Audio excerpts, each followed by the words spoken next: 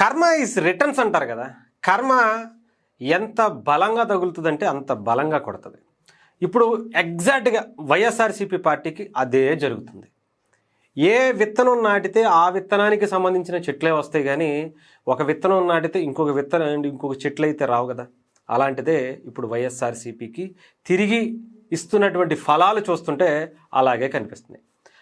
రాజారెడ్డి రాజ్యాంగాన్ని లేదంటే వైఎస్ఆర్సీపీ పార్టీకి సంబంధించినటువంటి భావజాలాన్ని ఏదైతే వాళ్ళ మేనిఫెస్టో అంటూ ఉంటుందిగా, వాళ్ళ సిద్ధాంతాలు, వాళ్ళకి సంబంధించినటువంటి ఆలోచనలు అవన్నీ కూడా నరాన్న నింపుకున్నటువంటి ఒక వ్యక్తి జగన్మోహన్ రెడ్డి గారికి, ఆ కుటుంబానికి ఏకలవ్య శిష్యుడిగా, వీర విధేయుడిగా, ఇంకా ఆయన కోసం ఆయన కుటుంబం కోసం ఏదైనా చేయటానికి సిద్ధపడినటువంటి వ్యక్తులు. అంటే సైకో బ్యాచ్ అని, పేటీఎం బ్యాచ్ అని చాలా చాలా రకాలుగా వైఎస్ఆర్సీపీ పార్టీకి అంటూ ప్రత్యేకమైనటువంటి కొన్ని సిద్ధాంతాలు ఉన్నాయి. బూతులతో రెచ్చిపోవటం, ఆ బూతుల్లో కూడా పర్టికులర్గా ఇలాంటి దరిద్రమైనటువంటి బూతులు కూడా ఉంటాయా అని ప్రపంచానికి కొత్త బూతులు పరిచయం చేసేటువంటి ఒక సిద్ధాంతాలు కూడా ఉంటాయి. ఇవన్నిటికీ రూపకర్త ఒకళ్ళు ఉన్నారు.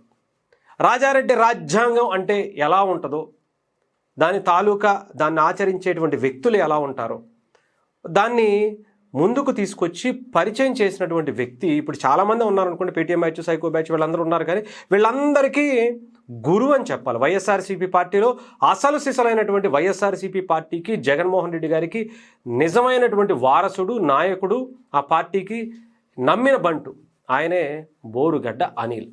పాపం ఆయన కొన్ని మాట్లాడుతున్నాడు, ఒకసారి విందాం. నిన్న పాపం జగన్మోహన్ రెడ్డి గారి తాడేపల్లిగూడెం ప్యాలెస్లో, చాలా ప్యాలెస్లు ఉన్నాయిగా దేశవ్యాప్తంగా, ప్రపంచవ్యాప్తంగా జగన్మోహన్ రెడ్డి గారికి అనేక ప్యాలెస్లు ఉన్నాయి. ముఖ్యంగా ఆంధ్రప్రదేశ్కి సంబంధించి ఆయన విజిటింగ్ పాలిటిక్స్ కోసం ఎప్పుడైతే వారానికో 10 రోజులకు వచ్చి విజిటింగ్ చేస్తూ ఉంటారో, ఆ తాడేపల్లి ప్యాలెస్లో ఒక ధర్నా చేశాడు. ఆయన ఏం మాట్లాడుతున్నారో ఒకసారి వినిపిస్తా, వినండి.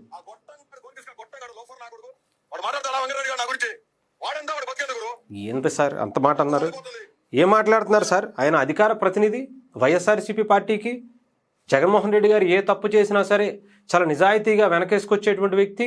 అలాంటి వ్యక్తిని పట్టుకుని మీ స్టైల్లో, అంటే వైఎస్ఆర్సీపీ స్టైల్లో, వైఎస్ఆర్సీపీ సిద్ధాంతాల్లో ఏదైతే ప్రధానంగా బూతులతో తెచ్చిపోవాలో అలాంటి భాషతోనే మీరు ఆయన తిట్టడం ఏంటి? అంటే మీకు అంటే బయట వాళ్ళని తిట్టమని కాదు, ఈ లోపల వాళ్ళని కూడా తిట్టమని ఉందా? అంటే పాపం ఆయన ఎంత బాధపడి ఉంటాడో.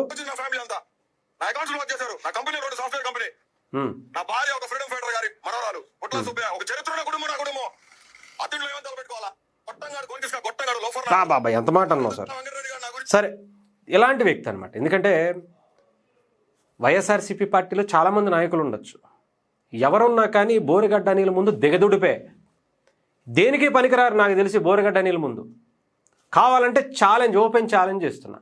చాలామంది నాయకులు వైఎస్ఆర్సీపీ పార్టీలో జగన్మోహన్ రెడ్డి గారు ఎదురుకుండా కుక్కలో పిచ్చి కుక్కలు అనుకుంటూ, లేదంటే లంబూతులతో చాలామంది రెచ్చిపోయారు. బట్ ఎవరు ఎన్నైనా అనుకోండి, బోరుగడ్డ అనిల్ కాలి గోటికి కూడా సరిపోరు.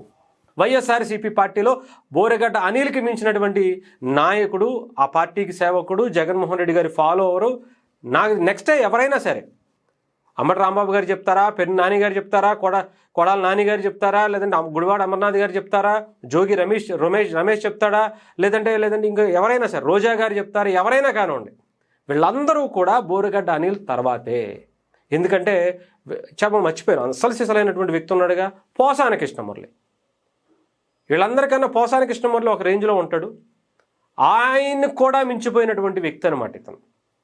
ఎందుకంటే ఈ బూతుల్లోనే డాక్టరేట్ సంపాదించుకున్నటువంటి వ్యక్తి, ఈ బూతుల్లోనే పీజీలు, డిగ్రీలు ఏవైతే ఉంటాయో దాంట్లో సంపాదించుకున్నటువంటి వ్యక్తి. జగన్మోహన్ రెడ్డి అనేటువంటి పేరుని అంటే ఏకవచనంతో పిలిస్తేనే అవతల వాళ్ళనే లంబూతులతో, ఆబూతులతో, అద్దిరా ఇద్దిరా అనుకుంటూ ఫోన్లు చేసి టార్చర్ పెట్టి వాళ్ళని బెదిరించి, ఆంధ్రానా, తెలంగాణ, అమెరికానా ఇది ఉండదు మనోడికి. ఎవరినైనా సరే ఏ అవతల పడేస్తాడు, అంత బూతులతో మామూలుగా ఉండదు ఇక. అలాంటి వ్యక్తి అనమాట. అలాంటి వ్యక్తిని ఇప్పుడు వైఎస్ఆర్సీపీ పక్కన పెట్టేసింది. ఎందుకని? ఏం తప్పు చేశాడు? మీకోసం ఇంతలా బూతులు మాట్లాడడం తప్ప, మీ మీదకి ఎవరన్నా వస్తే వాళ్ళ మీద విరుచుకుపడడం తప్ప, వాళ్ళని బూతులతో తిట్టడం తప్ప. అదే తప్ప అయితే మరి మిగతా వాళ్ళందరూ కూడా చేస్తే వాళ్ళని పరామర్శించడానికి మీరు వెళ్ళారు. ఒక రౌడీ షీటర్ చనిపోతే 23 ఏళ్లలో 24 కేసులు పెట్టుకుని చచ్చిపోతే గొంతు కోసి సరదాగా ఒకరిని మర్డర్ చేస్తే వాడి దగ్గరికి వెళ్ళి మీరు పరామర్శించారు.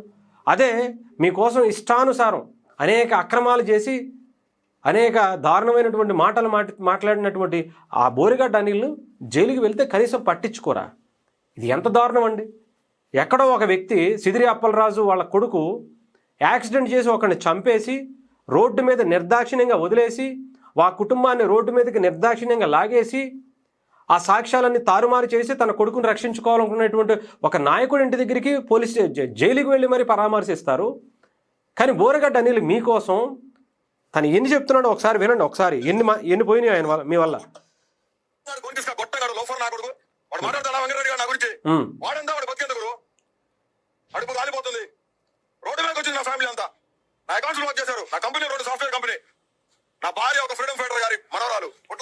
ఇంత చరిత్ర ఉంది అయినా కానీ ఆయన సాఫ్ట్వేర్ కంపెనీలు మూపిచ్చేసి మీరు బయటికి లాగేసి ఇప్పుడు పట్టించుకోకపోతే ఊరుకుంటాడు ఆయన. ఇంకా చెప్తున్నాడు వినండి. 9 నెలలు జైల్లో ఉన్నా, 22 కేసులు పెట్టించుకున్నా, థర్డ్ డిగ్రీ జరిగింది, అన్ని అయిపోయిన కర్రలు పెట్టి కింద నుంచి పైకి పొడిపించుకున్నాడు. నేను రాజీనామా ఎందుకు చేశానంటే రిపబ్లికన్ పార్టీకి రామ్దాస్ అత్వాల్ అనే వ్యక్తి కేంద్ర మంత్రి నన్ను పిలిచి ప్రెస్ మీట్ పెట్టి మాఫీ మాంగో అన్నాడు. నేను చెప్పిన ఆ రోజు భారత మంది తిట్టారు, నా కుటుంబం తిట్టారు, చాలా అసాసినేటెడ్ గా మాట్లాడారు, వాళ్ళ పోస్టులు పెట్టారు.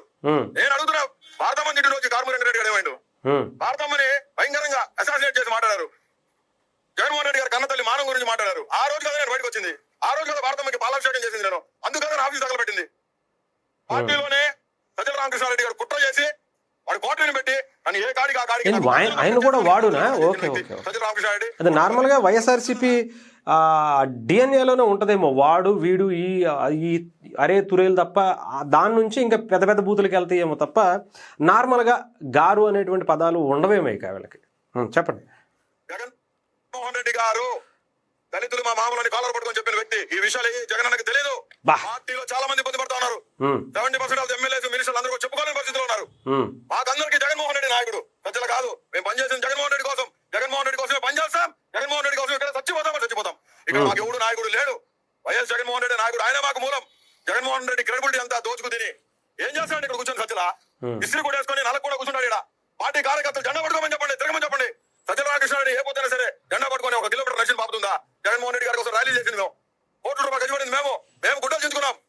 కొట్టారు మమ్మల్ని, భయంకరంగా కొట్టారు మమ్మల్ని, చించారేసారు పోలీసు వాళ్ళు. 22 కేసులు పెట్టుకొని 9 నెలలు జైలు ఉండేస్తే నాకు ఇక్కడ ఆ గొట్టంగాడు గొట్టంగాడు లోఫర్ నా కొడుకు వాడు మాట్లాడతాడు వెంకటరెడ్డి గారు నా గురించి.